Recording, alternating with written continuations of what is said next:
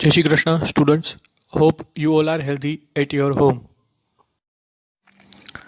Students, previous લેક્ચરની અંદર તમે કાર્નોટ સાયકલ વિશે ભણ્યા હતા. નિકોલસ લિયોનાર્ડ સાદી કાર્નોટ કે જેમણે 1824માં સૌપ્રથમવાર એક જે છે આઈડિયલ હીટ એન્જિન જે છે અને કાર્નોટ સાયકલની વાત કરીએ તો તેમણે રજૂ કરેલું એક સૈદ્ધાંતિક ઉષ્માગતીય ચક્ર છે કે જેનું સૈદ્ધાંતિક રીતે ખૂબ જ મહત્ત્વ છે.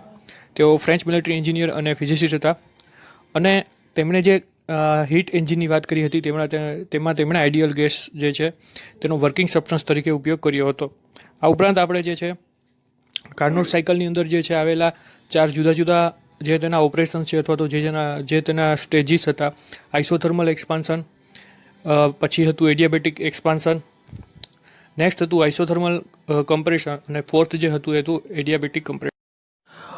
તો ફર્સ્ટ જે છે આઇસોથર્મલ એક્સપાન્શન જ્યારે થાય છે ત્યારે અગાઉ આપણે વાત કરી તેમ અહીંયા નીચેની તરફ જે છે રેઝર્વાયર જે છે તે રાખવામાં આવે છે. ટેમ્પરેચર T2 છે, પ્રેશર P1 છે અને વોલ્યુમ જે છે એ V1 છે. હવે બાજુના ડાયાગ્રામમાં આપણે જેમ જોઈ શકીએ છીએ તેમ આ જે છે પિસ્ટન એ આઇસોથર્મલ એક્સપાન્શન દરમિયાન જે છે પોઈન્ટ A થી પોઈન્ટ B તરફ જાય છે ત્યારે તેનું વોલ્યુમ જે છે એ V1 થી લઈને V2 સુધી ઇન્ક્રીઝ થાય છે અને પ્રેશર જે છે તે થાય છે P1 થી લઈને P2 સુધી.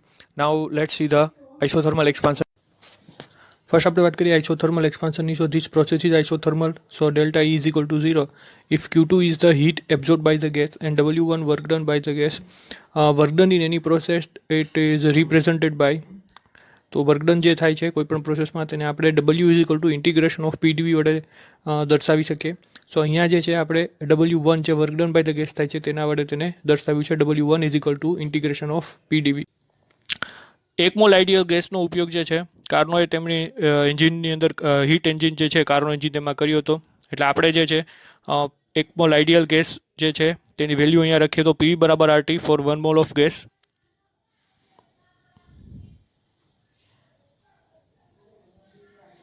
P is equal to RT by V. So હવે આ જે Pની વેલ્યુ છે તે આપણે આપણા જે W1 વાળું ઇક્વેશન છે તેની અંદર મૂકશું તો W1 is equal to integration of RT by V into DV. RT જે છે એ હવે પછીના ઇક્વેશનમાં R જે છે ગેસ કોન્સ્ટન્ટ અને ટેમ્પરેચર આપણું T2 જે છે તેને કોમન લઈ લે બહાર તો V થી V2 જે છે ડિફરન્સ જે છે ઇન્ટિગ્રેશન કે જે ફેરફાર થાય છે વોલ્યુમમાં તે અને DV by V. Now direct log to the base E જે છે તેનું વેલ્યુ આપણે અહીંયા મૂકી દઈશું. બીજા કોઈ વધારાના સ્ટેપ જે છે એ આપણે અહીંયા ઇનપુટ નથી કરતા.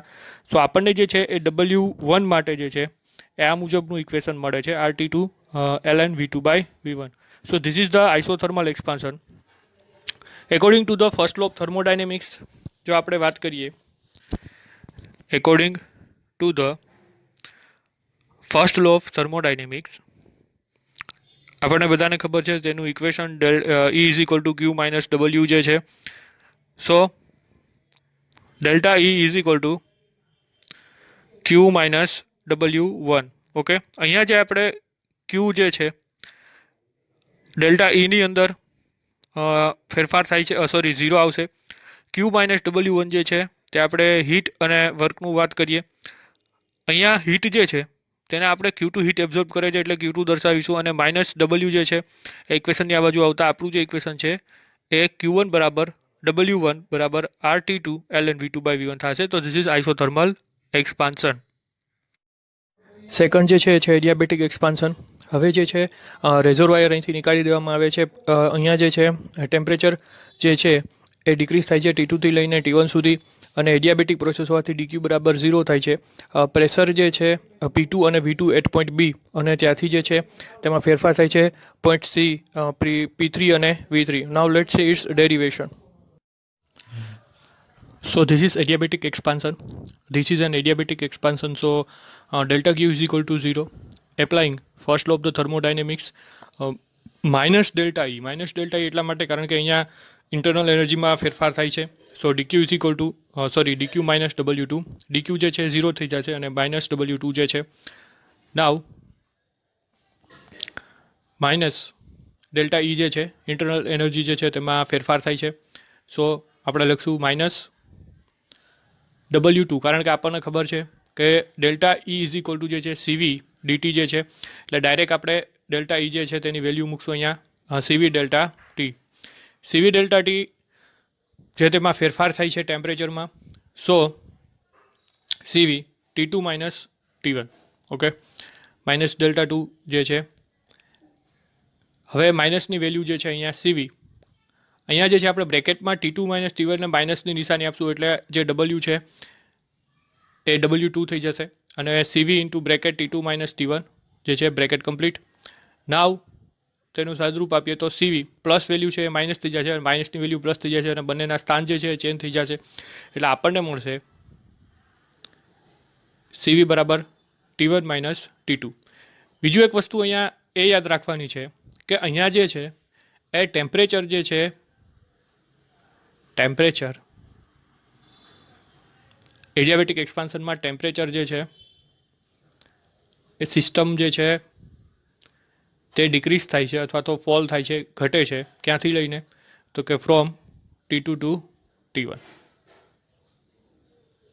સો this is adiabatic expansion. Isothermal કમ્પ્રેશનની વાત કરીએ તો ફરી પાછા જે છે હીટ રેઝર્વાયરને જે છે એ સિલિન્ડરના સંપર્કમાં લેવામાં આવે છે. વોલ્યુમ જે છે એ ડિક્રીઝ થાય છે V3 થી લઈને V4 સુધી. અહીંયા work done on the system થાય છે એટલે W જે છે એ પોઝિટિવ આવશે અને હીટ જે છે ઇવોલ્વ થાય છે એટલે Q જે છે એ નેગેટિવ આવશે. અને બાકીના જે વસ્તુ જે છે એ P વર્સિસ V ડાયાગ્રામ જે અહીંયા બાજુની ઇમેજમાં આપેલું છે તેમાં આપણે જોઈ શકીએ છીએ. Now let's see its derivation. Students, this is the isothermal compression. The process takes place isothermally, so delta E is equal to 0. If Q1 is the heat given to the reservoir at temperature T1 and W3 is work done on the gas. અહીંયા જે છે work done on the gas થાય છે. So applying the first law of thermodynamics, so we can note down WE is equal to minus Q1 plus W3. હવે work down થાય છે અને આ પ્રક્રિયા દરમિયાન જે છે એ હીટ ઇવોલ્વ થાય છે, એટલે કે હીટ જે છે અહીંયા રેઝર્વાયરમાં આપવામાં આવે છે, જેના કારણે થઈને અહીંયા જે હીટ ઇવોલ્વ થવાને કારણે જે છે એ Q જે છે Q1 તેની વેલ્યુ જે છે એ નેગેટિવ દર્શાવવામાં આવેલી છે. સો વર્ક ડન પ્લસ થાય છે એટલે કે હવે ડેલ્ટા E તો 0 છે, તો minus Q1 is equal two જે વર્ક ડન છે W3 note down the work done, અહીંયા જે થાય છે work done A on the gas થાય છે એટલા માટે થઈને એની વેલ્યુ પ્લસ છે. સો W3 is equal two RT1 ln V4 to V3. So this is the isothermal compression for the ideal gas. Last જે છે એ છે એડિયાબેટિક કમ્પ્રેશન. ફરી જે છે ગેસ અહીંયા જે છે એ રિવર્સિબલી અને એડિયાબેટિકલી કમ્પ્રેસ થાય છે.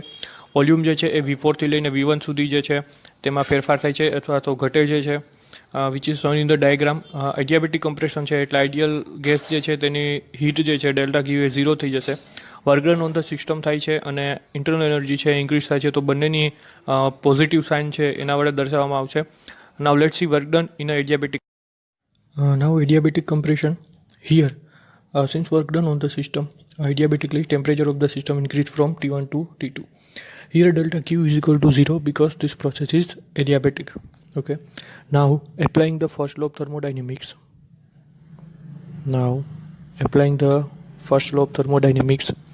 So we can note down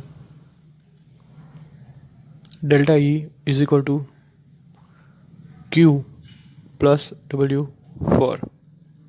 So Q is equal to 0 plus W4, but delta is equal to CV dt. So put the value of CV dt. Temperature here is increased from T1 to T2, so we can get delta E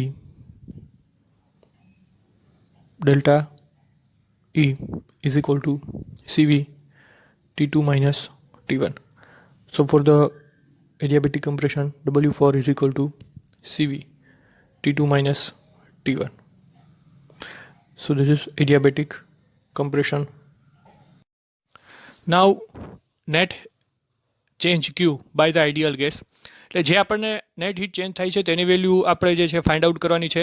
તો Q2 જ્યારે આપણને તેની શું રકમ મળી તેને minus Q1 જે છે તેની વેલ્યુ આપણે આ ઇક્વેશનની અંદર મૂકવાની છે. So RT2 ln v2 by v1 minus minus જે પ્લસ થઈ જશે એટલે RT1 ln v4 by v3. સો અહીંયા જે છે આપણે આ જે વેલ્યુઝ છે એ આઇસોથર્મલ કમ્પ્રેશન અને આઇસોથર્મલ એક્સપાન્શનની છે. સો નેટ જે ચેન્જ થાય છે Q2માં એ છે RT2 ln v2 by v1 plus RT1 again putting the same value of Q minus and હવે જે છે તેના સ્થાન બદલાવી આપણે Q બરાબર RT2 ln v2 by v1 minus RT1 ln v3 by v4. અહીંયા જે છે એ RT2 અને RT1 જે છે તે અને v2 બાય v1 અને v3 બાય v4 જે છે તેની કોમન વેલ્યુ આપણે જે છે એ Q વડે દર્શાવ્યું. તો Q બરાબર R જે છે T2 માઇનસ T1 ln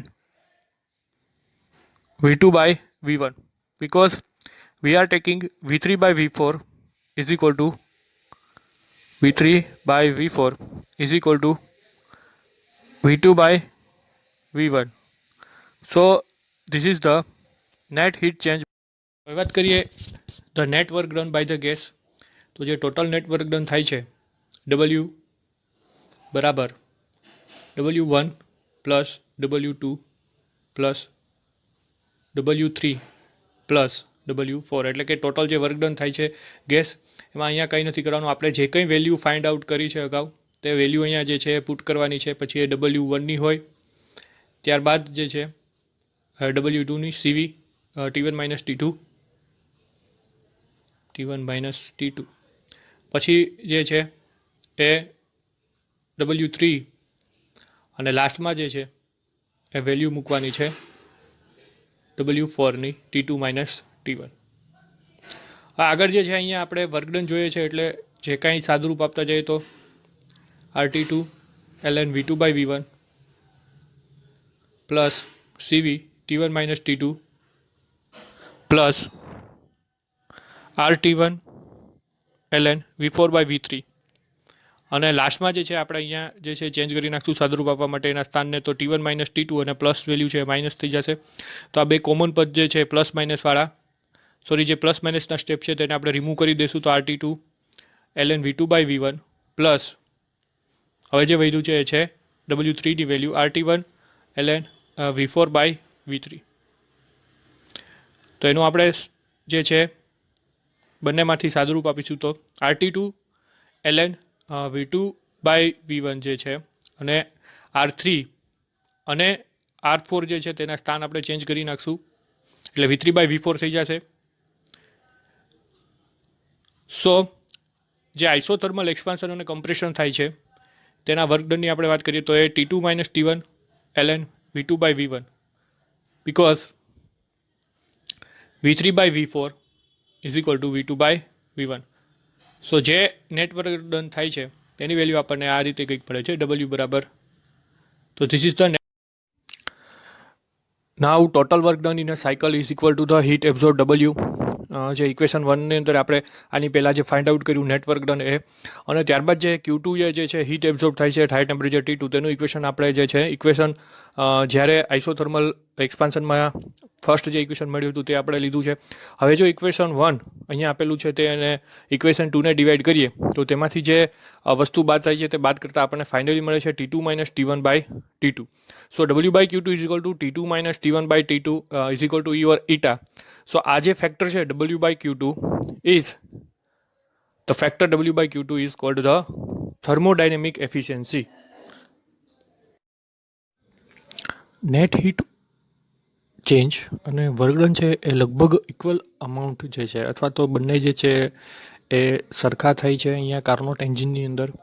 સો આપણે એવું કહી શકીએ કે એફિશિયન્સી ઓફ હીટ એન્જિન જે હોય એ તો આઈધર લેસ ધેન 1 હોય અથવા તો 100% હોઈ શકે. સો કોઈ એવું હીટ એન્જિન નથી કે જેની કાર્યક્ષમતા લગભગ 100% હોય. તો કાર્નોટ જે હતા તેમના એન્જિનની કાર્યક્ષમતા એક તો જે હીટ સોર્સ છે તેના ઉપર અને સિંક જે છે કે જે હીટ રિસીવ કરે છે તેના ટેમ્પરેચર ઉપર જ આધાર રાખે છે. આ વસ્તુ તો શક્ય છે જો હીટ અથવા તો તેનું ટેમ્પરેચર ઇન્ફાઇનાઇટ હોય અથવા તો જે સિંક છે તેનું ટેમ્પરેચર 0 હોય, જે શક્ય નથી કારણ કે કોઈ પણ સિંક જે છે મેક્સિમમ હીટ જે છે એ રિસીવ કરતી જ હોય છે.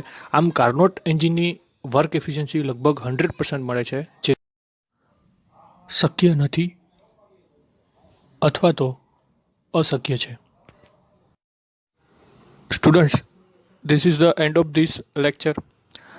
નેક્સ્ટ ટોપિકની વાત આપણે હવે પછીના લેક્ચરમાં કરીશું. Till then take care.